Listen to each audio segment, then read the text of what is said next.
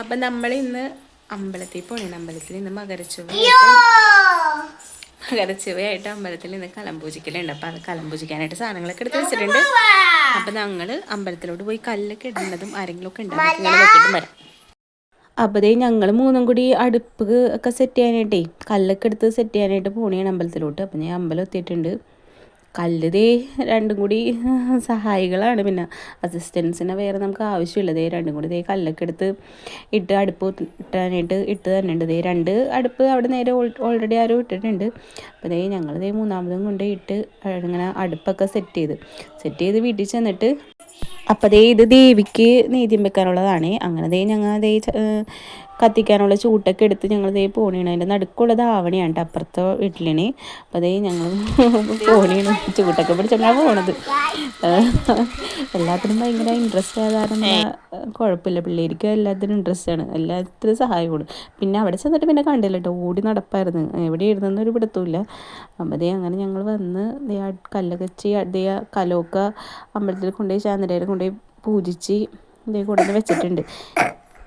ഇനി കുറച്ച് കഴിഞ്ഞിട്ട് പൂജ കഴിഞ്ഞിട്ട് ശാന്തി വന്നതേ എല്ലാവർക്കും ആദ്യം ദേവിയുടെ നീതിയത്തിനുള്ളതിൻ്റെ കത്തിച്ച് കഴിഞ്ഞിട്ട് എല്ലാവർക്കും വന്ന് അടുപ്പൊക്കെ കത്തിച്ച് തരും.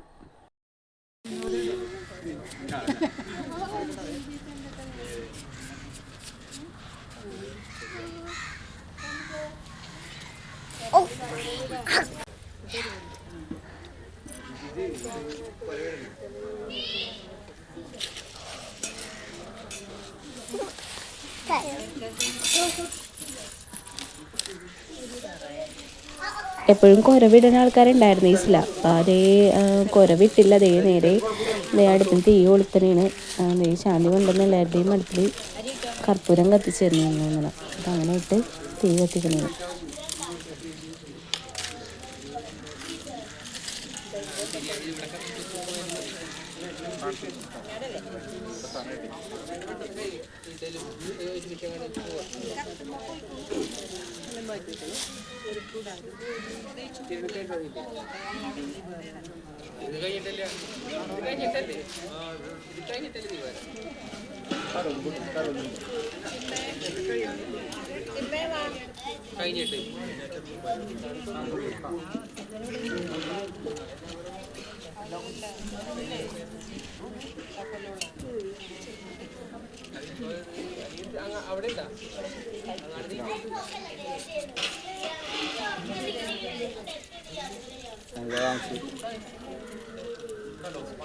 അപ്പോൾ ദേവിക്കുള്ള നീതിത്തിൻ്റെ അരി ഇടണേണ്.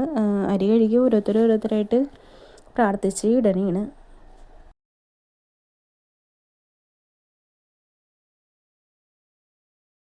അപ്പം എല്ലാവരും നല്ല പ്രാർത്ഥനയോട് കൂടി ചെയ്തുകൊണ്ടിരിക്കണേണ്. അപ്പം അതേ എല്ലാവരും അടുപ്പൊക്കെ കത്തിച്ച് എല്ലാവരും അതിൻ്റെ ഇതിൽ നോക്കിക്കണേണ്. ഞങ്ങളുടെ ദേ തിളച്ച് ഇതായിട്ടുണ്ട്.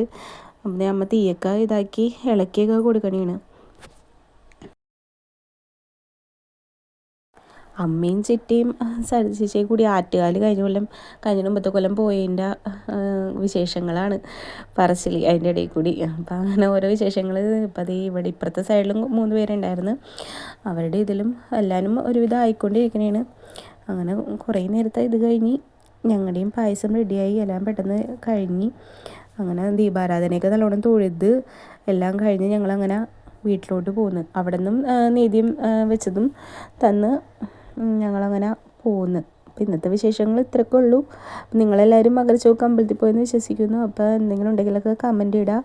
അപ്പോൾ ഓക്കെ, ബായ്. ചിറ്റോ